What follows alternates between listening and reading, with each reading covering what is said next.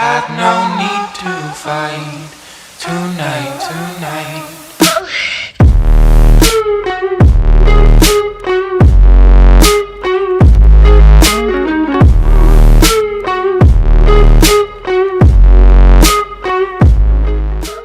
What is going on, guys? I am your host, Norg97 here, back again with another YouTube video, and today we are going back to Vancouver to discuss the Quinn Hughes and Elias Pettersson situation.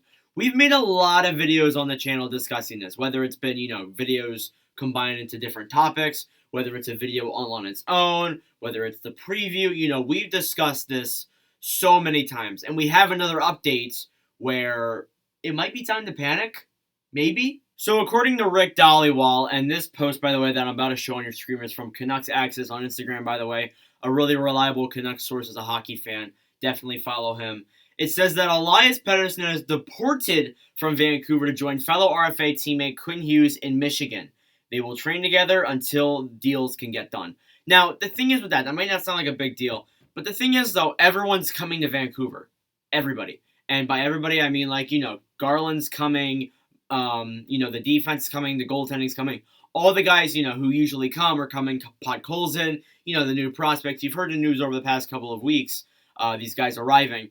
And Pettersson arrived. It looked like, maybe since he was there, it was going to be a good chance that they got the deal done and maybe they were at least getting closer. But this tells me that they're further away from a deal than we think. Now, if you guys watched my video that I was projecting the remaining contracts of the big-name RFAs, you would have seen that I gave Pettersson a 3-year, $6.5 million deal. Do I think he's going to get that? Absolutely not. My actual contract for him, without trying to fit it under the salary cap, is probably an 8-year, $10 million. And that may sound crazy, but I think for the term and the amount of money he would be getting paid, he is most definitely worth it. I'm not sure about the Quinn Hughes getting the $8 million. I don't know where that's coming from, but yeah. Now look, I'm sure what some Detroit fans are thinking, oh my God, we're going to offer sheet both of them. No, they're just here to train. And honestly, I think that might work out, where they can just talk about how bad Jim Benning is.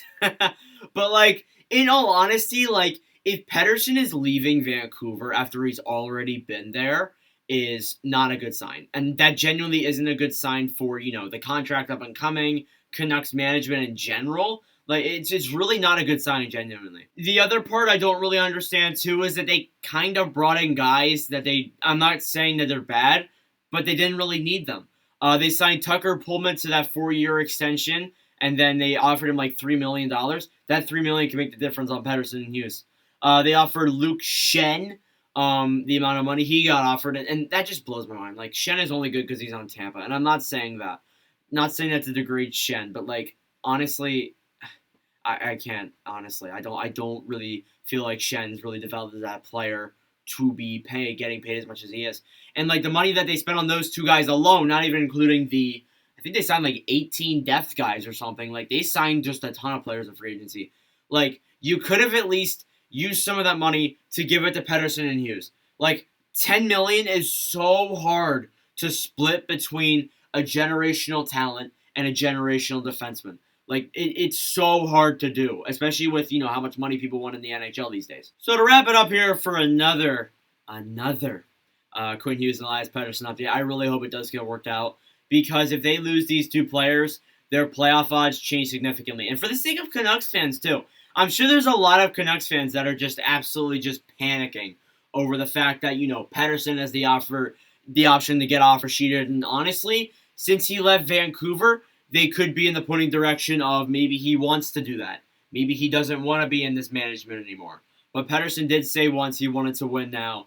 And, I think this team, honestly, with Pettersson and Hughes, they can win now. But without them, it sets them back by a lot.